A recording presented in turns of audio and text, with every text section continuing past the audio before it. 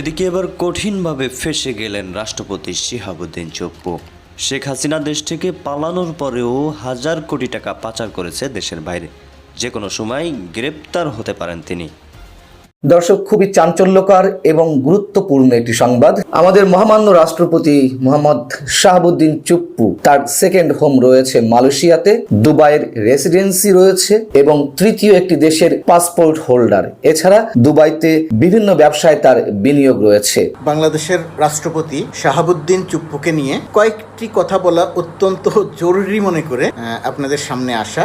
বাংলাদেশের রাষ্ট্রপতি শাহাবুদ্দিন চুপ্পুকে নিয়ে একটি তথ্য প্রকাশ করেছেন যে শাহাবুদ্দিন চুপ্পু মালয়েশিয়া। দর্শক, দেশ প্রবাস দূরে কিংবা কাছে বসে যারা আমাদের দেখছেন, আশা করি সবাই ভালো আছেন। খুবই গুরুত্বপূর্ণ একটা তথ্য, গোপন তথ্য আপনাদের সামনে তুলে ধরবো। আশা করি খুব খেয়াল দিয়ে আজকের সংবাদটি দেখবেন একটু সময় নিয়ে।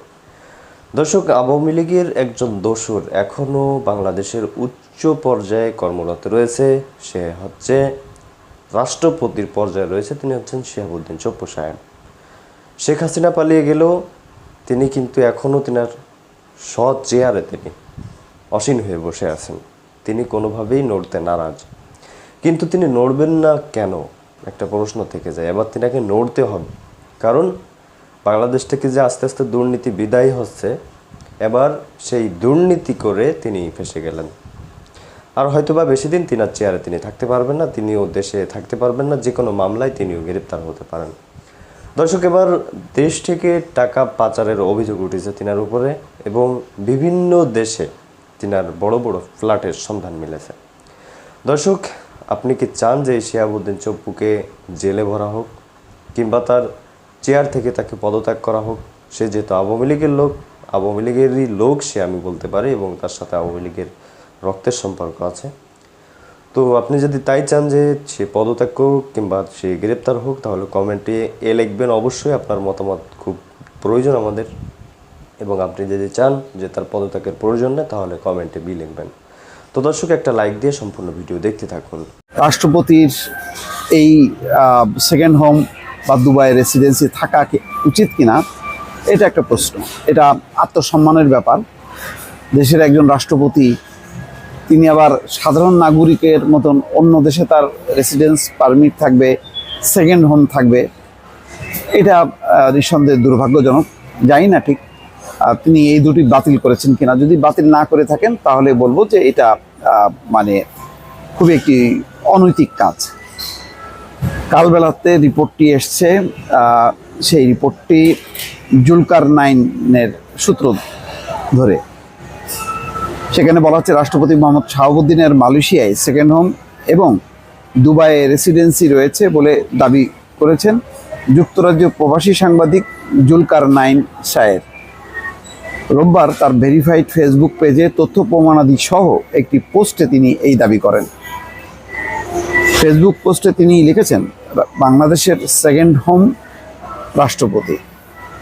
একটু তাচ্ছিল্য করেই এখানে লেখা হয়েছে, মোহাম্মদ শাহাবুদ্দিন চুপ্পু গণপ্রজাতন্ত্রী বাংলাদেশের প্রেসিডেন্ট। আবার একই সঙ্গে তার রয়েছে মালয়েশিয়ার সেকেন্ড হোমে বিনিয়োগ এবং দুবাইয়ে ব্যবসা ও সে দেশের রেসিডেন্সি। এছাড়া তার তৃতীয় আরেকটি দেশে পাসপোর্টে বিনিয়োগ রয়েছে বলেও শোনা যায়। জুলকারনাইন আরও লিখছেন, রাষ্ট্রপতি চুপ্পুর মালয়েশিয়ার সেকেন্ড হোমে 1.5 লাখ রিঙ্গিত অর্থাৎ বাংলাদেশি টাকায় 41,37,263 টাকা বিনিয়োগ এবং দুবাইয়ের কয়েকটি ব্যাংক অ্যাকাউন্টের বিস্তারিত ও ওয়ারাদ জেনারেল ট্রেডিং LLC নামে দুবাই নিবন্ধিত একটি প্রতিষ্ঠানে ব্যবসায়িক বিনিয়োগের বিনিময়ে রেসিডেন্সি ভিসা পাওয়ার প্রমাণস্বরূপ বিভিন্ন কাগজপত্র হাতে এসেছে। পোস্টে বলা হচ্ছে, প্রশ্ন হলো, রাষ্ট্রপতি চুপ্পু বিদেশে এসব বিনিয়োগের কোনো অনুমতি কি আদৌ গ্রহণ করেছেন? যদিও এসবই তিনি করেছেন রাষ্ট্রপতি হওয়ার আগে, তাহলে জিজ্ঞেস করা যেতে পারে, বাংলাদেশ ব্যাংকের অনুমতি ব্যতীত মালয়েশিয়ার সেকেন্ড হোমে জনাব চুপ্পুর 1.5 লাখ রিঙ্গিত ও দুবাইয়ে ব্যবসার বিনিয়োগ কি বৈধ কিনা প্রশ্ন তুলেছেন তিনি। এবং তিনি যদি আনুগত্য মেনে অর্থের বিনিময়ে তৃতীয় একটি দেশের পাসপোর্টও গ্রহণ করে থাকেন, তাহলে কি বাংলাদেশের রাষ্ট্রপতি হিসেবে বহাল থাকা তার পক্ষে সম্ভব? বাংলাদেশ ব্যাংকের সংশ্লিষ্ট বিভাগ জানিয়েছে, মোহাম্মদ শাহাবুদ্দিন চুপ্পুকে কখনোই এত বিপুল পরিমাণ অর্থ বিদেশে নেওয়ার অনুমতি দেওয়া হয়নি। উল্লেখ্য 2023 সালে 24শে এপ্রিল 22তম রাষ্ট্রপতি হিসাবে তিনি শপথ নেন। তিনি পেশায় একজন আইনজীবী এবং আওয়ামী লীগের উপদেষ্টা পরিষদের একজন সদস্য। শাহাবুদ্দিন কমিশনার হিসেবে 2011 থেকে 2016 সাল পর্যন্ত দায়িত্ব পালন করেছেন। যাক, এটা বেশ অস্বস্তিকর। এই খবরটা যদি সত্য হয় তাহলে এটা মানে আমাদের রাষ্ট্রের জন্য একটা অবমাননা। কেন দেশের রাষ্ট্রপতি হচ্ছে 1 নম্বর ব্যক্তি, সেই 1 নম্বর ব্যক্তির রেসিডেন্স থাকবে দুবাইয়ে, সেকেন্ড হোম থাকবে মালয়েশিয়ায়। এটি নিঃসন্দেহে একটা দৃষ্টিকটু ব্যাপার। তিনি ইতিমধ্যে বাতিল করেছেন কিনা সেই প্রমাণ বা সেই বক্তব্য এখনো পর্যন্ত পাওয়া যায়নি। দর্শক, খুবই চাঞ্চল্যকর এবং গুরুত্বপূর্ণ একটি সংবাদ। যদিও এতে অবাক হওয়ার কিছু নেই, আমরা এখন আর এত সহজে অবাক হই না। আমাদের মহামান্য রাষ্ট্রপতি মোহাম্মদ শাহাবুদ্দিন চুপ্পু, তার সেকেন্ড হোম রয়েছে মালয়েশিয়াতে, দুবাইয়ের রেসিডেন্সি রয়েছে এবং তৃতীয় একটি দেশের পাসপোর্ট হোল্ডার। এছাড়া দুবাইতে বিভিন্ন ব্যবসায় তার বিনিয়োগ রয়েছে। এই তথ্যগুলি যুক্তরাজ্য প্রবাসী সাংবাদিক জুলকারনাইন শায়ের তার ফেসবুক পোস্টে দিয়েছেন। জুলকারনাইন শায়ের যুক্তরাজ্য প্রবাসী সাংবাদিক এবং তার ইন্টারনেট ভিত্তিক একটি সংবাদ মাধ্যম রয়েছে, বাংলা আউটলুকের প্রধান সম্পাদক তিনি। জুলকারনাইন শায়ের তার সম্পর্কে অনেক ধরনের মন্তব্য থাকলেও তিনি এ পর্যন্ত যে নিউজগুলো ব্রেক করেছেন সেগুলো এখনো পর্যন্ত আমি যতদূর জানি যে তেমন একটা মিথ্যে প্রমাণিত হয়নি। তিনি তার ফেসবুক পোস্টে শাহাবুদ্দিন চুপ্পু সম্পর্কে বেশ কিছু ইনফরমেশন দিয়েছেন। ফেসবুক পোস্টে তিনি লিখছেন, বাংলাদেশের রাষ্ট্রপতির সেকেন্ড হোম মোহাম্মদ শাহাবুদ্দিন চুপ্পু গণপ্রজাতন্ত্রী বাংলাদেশের প্রেসিডেন্ট, আবার একই সঙ্গে তার রয়েছে মালয়েশিয়ায় সেকেন্ড হোমে বিনিয়োগ, দুবাইতে ব্যবসা এবং সে দেশের রেসিডেন্সও রয়েছে। এছাড়াও তার তৃতীয় একটি দেশের পাসপোর্ট রয়েছে যেখানে তার বিনিয়োগ রয়েছে। এখানে বলা হচ্ছে যে আমাদের মহামান্য রাষ্ট্রপতি চুপ্পুর মালয়েশিয়া যেই সেকেন্ড হোম, সেখানে তিনি বিনিয়োগ করেছেন 1.5 লাখ রিঙ্গিট। দুবাইয়ের কয়েকটি ব্যাংক অ্যাকাউন্টের বিস্তারিত ও ওয়ারেদ জেনারেল ট্রেডিং এলএলসি নামের দুবাইতে নিবন্ধিত একটি প্রতিষ্ঠানে ব্যবসায়িক বিনিয়োগের বিনিময়ে রেসিডেন্সি ভিসা পাওয়ার যে তথ্য উপাত্ত প্রমাণ, সেগুলো বাংলা আউটলুক কিংবা জুলকারনাইন শায়ের হাতে রয়েছে। এখানে আরও বলা হচ্ছে যে প্রশ্ন হলো, রাষ্ট্রপতি চুপ্পু বিদেশে এসব বিনিয়োগের কোনো অনুমতি আদৌ গ্রহণ করেছেন কিনা। যদিও এসবই তিনি করেছেন রাষ্ট্রপতি হওয়ার আগে, তাহলে জিজ্ঞাসা করা যেতে পারে বাংলাদেশ ব্যাংকের অনুমতি ব্যতীত মালয়েশিয়ায় সেকেন্ড হোমে জনাব চুপ্পুর 1.5 লাখ রিঙ্গিট ও দুবাইয়ে ব্যবসার বিনিয়োগ কি বৈধ ছিল? তিনি যদি আনুগত্য মেনে অর্থের বিনিময়ে তৃতীয় একটি দেশের পাসপোর্ট গ্রহণও করেন, তাহলেও কি তিনি বাংলাদেশের রাষ্ট্রপতি হিসেবে বহাল থাকতে পারেন? খুবই যৌক্তিক প্রশ্ন, খুবই গুরুত্বপূর্ণ প্রশ্ন। এবং তিনি যেটি ক্রস চেক করেছেন বাংলাদেশ ব্যাংকের, সেখানে জানা গেছে যে এ ধরনের কোনো অনুমতি, বিদেশের সেকেন্ড হোম কিংবা বিদেশে ব্যবসায় বিনিয়োগ, এ ধরনের কোনো অনুমতি শাহাবুদ্দিন চুপ্পু নেননি। শাহাবুদ্দিন চুপ্পু সম্পর্কে আপনাদেরকে আমি নিজে এর আগে বেশ কিছু তথ্য জানিয়েছি। তিনি যে কতটা দুর্নীতিবাজ, দুদকের কমিশনার থাকাকালীন সময়ে তিনি কত জায়গায় চাঁদাবাজি করেছেন, নিজের প্রভাব প্রতিপত্তি খাটিয়ে সমাজ কল্যাণ মন্ত্রণালয় থেকে মোটা অঙ্কের টাকা হাতিয়ে নিয়েছেন বেসরকারি একটি সংস্থার নাম করে, এগুলো খোঁজ নেওয়া যেতে পারে। শাহাবুদ্দিন চুপ্পু তিনি কিভাবে দেশের রাষ্ট্রপতি হয়েছেন সে কথাও আমরা জানি এবং আপনাদেরকে জানিয়েছি এবং বিভিন্ন গণমাধ্যমে এগুলো এসেছে। বাংলাদেশের ব্যাংকখোর, লুটেরা এবং সবচেয়ে বড় ডাকাত এস আলম, সেই এস আলম যে ইসলামী ব্যাংক দখল করেছিলেন, সেই ব্যাংকের ভাইস চেয়ারম্যান ছিলেন শাহাবুদ্দিন চুপ্পু। এবং শোনা যায় যে দেশের রাষ্ট্রপতি পদে তাকে নিয়োগের ক্ষেত্রে এস আলম সাইফুল আলমের বিশেষ একটা তদবির ছিল এবং এস আলমের অনেক কথাই তো সরকার রেখেছে। এস আলমের কথার বাইরে সরকার আসলে নড়তো না। সরকার বলতে সাবেক স্বৈরশাসক শেখ হাসিনার সরকার, এবং তিনি যে শেখ হাসিনার শেখ রেহানার ক্যাশিয়ার ছিলেন, যে লাখ লাখ কোটি টাকা দেশের বাইরে পাচার করেছেন তার একটি বড় অংশ সরাসরি শেখ রেহানার হাতে চলে যেত। এরকম নানান ধরনের গুঞ্জন তো রয়েছেই। আর এটি তো দুয়ে দুয়ে চার মেলানো যায় যে কেন তিনি একা দেশের 7 থেকে 8টি ব্যাংকের নিয়ন্ত্রক ছিলেন, চেয়ারম্যান ছিলেন। তার কবজে এতগুলো ব্যাংক থেকে নিঃস্ব হয়ে গেছে, ফাঁকা হয়ে গেছে। ইসলামী ব্যাংক এশিয়ার অন্যতম বৃহৎ একটি ব্যাংক, সেই ব্যাংককে তছনছ করে দিয়েছেন।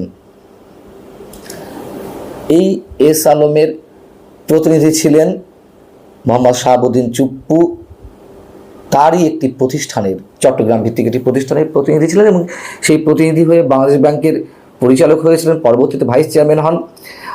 আমরা তো ধরে নেওয়া নয়, এটি স্পষ্ট করে বলতে পারি এস আলম যে পরিমাণ টাকা পাচার করেছে, লুটপাট করেছে, তার একটি বড় অংশ নিশ্চয়ই শাহাবুদ্দিনের পকেটে ছিল। এবং এই রাষ্ট্রপতি শাহাবুদ্দিন আহমেদ এখনো পর্যন্ত দেশের রাষ্ট্রের সর্বোচ্চ পদে রয়েছেন। কেন রয়েছেন, কী জন্য তাকে রাখা হয়েছে, সেগুলো আমরা তো জানি যে বর্তমান যে অন্তর্বর্তী সরকার তাদের কিছু কাজ সাংবিধানিক উপায়ে করার জন্য বা সেগুলোর অনুমোদন কিংবা বৈধতার জন্য শাহাবুদ্দিনকে প্রয়োজন।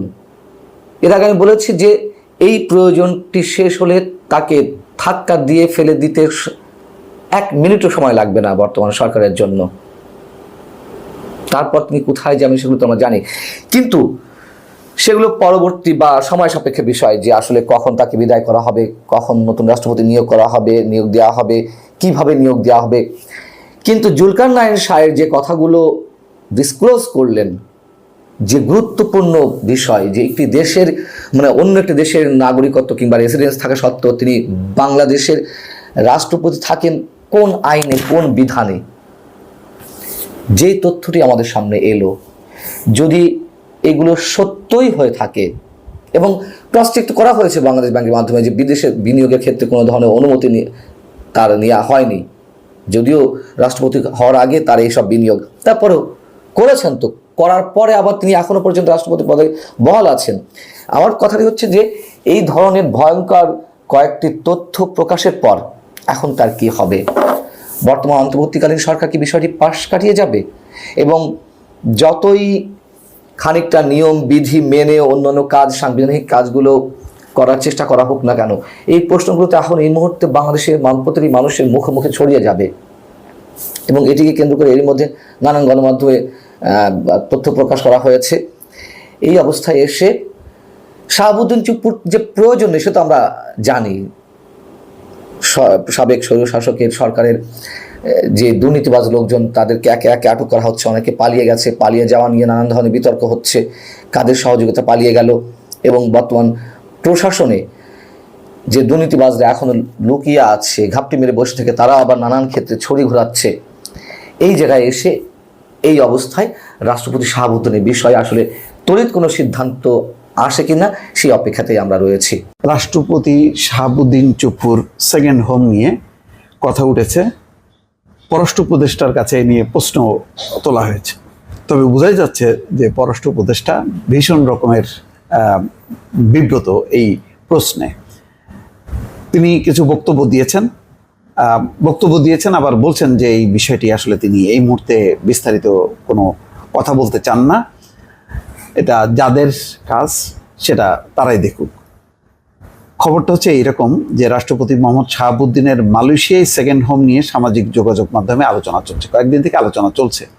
তার সেকেন্ড হোম এবং সংযুক্ত আরব আমিরাতে তার ভিসা আছে, কোম্পানি ভিসা আছে, রেসিডেন্স ভিসা যেটাকে বলা হয়। তো দর্শক দেখলেন খুব গুরুত্বপূর্ণ প্রতিবেদন, কয়েকজন গোপন সংবাদদাতা যারা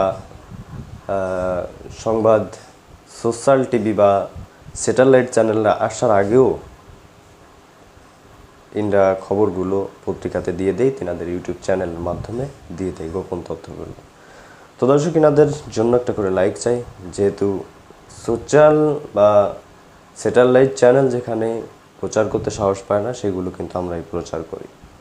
তো দর্শক পরবর্তী আপডেট পেতে আমাদের চ্যানেলটি সাবস্ক্রাইব করে রাখবেন এবং এতক্ষণ যারা লাইক দিন একটা করে লাইক দিয়ে আমাদের কমেন্ট বক্সে একটা করে মতামত করে যাবেন। আপনি শিহাবুদ্দিন চুপ্পু সাহেবের পদত্যাগ চান কিনা অবশ্যই জানাবেন এবং যদি চেয়ে থাকেন কমেন্টে ছোট্ট করে এ লিখবেন, আর যদি না চেয়ে থাকেন তাহলে ছোট্ট করে বি লিখবেন। তো ভালো থাকুন, সুস্থ থাকুন, আসসালামু আলাইকুম।